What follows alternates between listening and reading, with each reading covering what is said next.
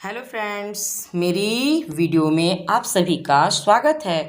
और आप सभी को आज मैं बहुत ही प्यारा सा एक भोलेनाथ का, महादेव का भजन लेकर आई हूँ, जो कि शिव गुरु की शिव चर्चा से है। तो आप सभी इस शिव चर्चा के भजन को सुनिए। अगर भजन पसंद आए तो मेरे चैनल को सब्सक्राइब करिए, वीडियो को लाइक करिए और कमेंट करके ये ज़रूर बताइए कि आपको ये भजन कैसा लगा। भजन अच्छा लगे तो इसे ज़्यादा से ज़्यादा शेयर ज़रूर करिए और अपनी भावनाओं को व्यक्त ज़रूर करिए कमेंट करके, क्योंकि आप सभी अगर कमेंट करेंगे तो हमें बहुत अच्छा लगता है कमेंट देखकर, और आपके कमेंट से हमारा मनोबल बढ़ता है, जिससे हम नए नए भजन लाने में अग्रसर होते रहते हैं। तो आप सभी का कमेंट का इंतज़ार रहेगा। आप कमेंट में हर हर महादेव ज़रूर लिखिए और अपना प्यार और आशीर्वाद ऐसे ही बनाए रखिए। बोलिए हर हर महादेव की जय हो। धन्यवाद। कि चल देवघर नगरिया घुमा दी धनिया, चल देवघर नगरिया घुमा दी धनिया, घुमा दी धनिया हो, घुमा दी धनिया। चल देवघर नगरिया घुमा दी धनिया, चल देवघर नगरिया घुमा दी धनिया।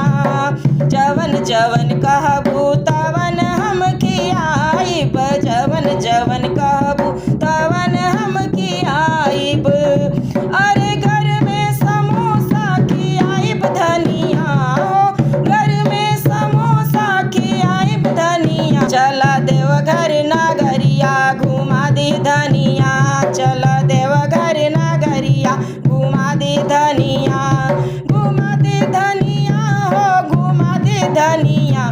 चला देवघर नगरिया घुमा दी धनिया, चला देवघर नगरिया घुमा दी धनिया।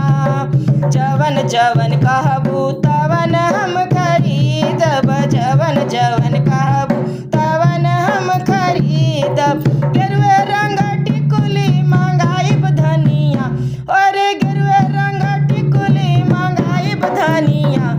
चला देवघर नगरिया घुमा दी धनिया, चला देवघर नगरिया घुमा दी धनिया। जवन जवन कहबू तवन हम खरीदब, जवन जवन कहबू तवन हम खरीदब। गेरुए रंग सड़िया मंगाइब धनिया, अरे गेरुए रंग सड़िया मंगाइब धनिया।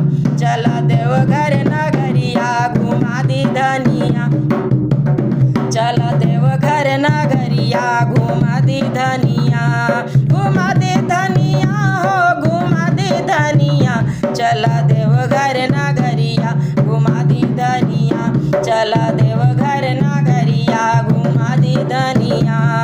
जवन जवन कहबू तवन हम खरीदब, जवन जवन कहबू तवन हम खरीदब। अरे गेरुए रंग कंगना ले आइब धनिया, तो के गेरुए रंग कंगना ले आइब धनिया। चला देवघर नगरिया मिला दी धनिया, चला देवघर नगरिया घुमा दी धनिया, घुमा दी धनिया हो, घुमा दी धनिया। चला देवघर नगरिया घुमा दी धनिया, चला देवघर नगरिया घुमा दी धनिया, चला देवघर नगरिया घुमा दी धनिया।